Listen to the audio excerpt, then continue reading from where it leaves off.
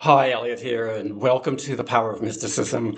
Today we're going to be looking at celebrating who you are as a pathway to being who you are, as celebrating who you are as a pathway to discovering the glory within you, as a pathway to discovering the power within you, celebrating who you are as a pathway to knowing who you are and being who you are and all of that.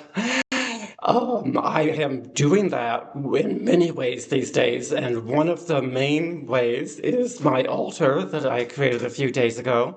And this, for example, is a piece of paper with tape, but it really is representing a hollow reed. And a hollow reed reminds me of divine will.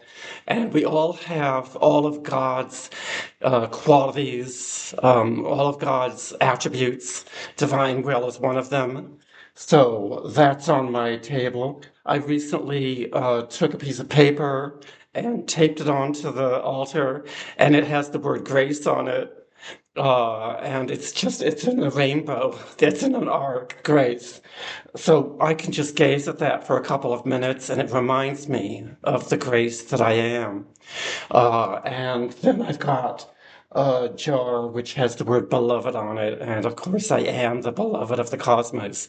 Kuan Yin is also on the altar, and she has her compassion and her mercy to remind me of my compassion and mercy.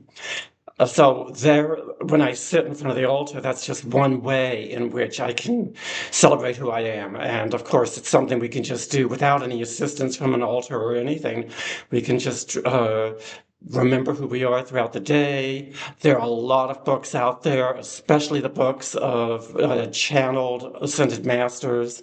I've been reading the books that Sebastian Blacksley has been writing one after another over the last few years, including Resurrection Consciousness. So you'll find your own ways, I'm sure, to just say yes to who you are, to celebrate who you are, to allow the angels to invite you to a party with confetti.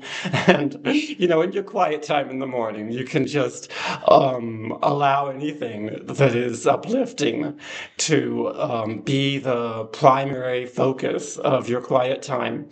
And yes, it's important to celebrate the world and the good news in the world. And I feel like that's secondary. Nonetheless, I don't mean to discount it because I am going to be creating a group, an online group that will hopefully actually become in-person groups if it mushrooms, and there are a lot of people online who get together with those in their area. So it's going to be all about celebrating the good news in the world. There is so much good news in the world. A friend of mine saw clouds near the sun at 2 o'clock, in the day about, when the sun was high, not at sunset. And she saw purple, golden, and pink in the clouds. Those colors were just, and then a week later I saw the same thing when I was looking up at the sun and then the clouds that were near the sun. That's just one of countless ways in which these times are different from any other times before and are giving us blessings. And there's so much good news. The monks, the people who were watching them from the sidewalk and sensing their energies. My goodness, they burst out into tears. So many people did. That's good news. That is such good news. The gold medalist for the ice skating, she didn't care about if she won a gold medal. She was serving the world because she wanted to share the joy that she experienced when she danced on ice. It's endless. So I look forward to announcing the beginning of that. It's going to be at the end of March, it looks like, and inviting everyone to show up. You have a wonderful day, and I look forward to the next one.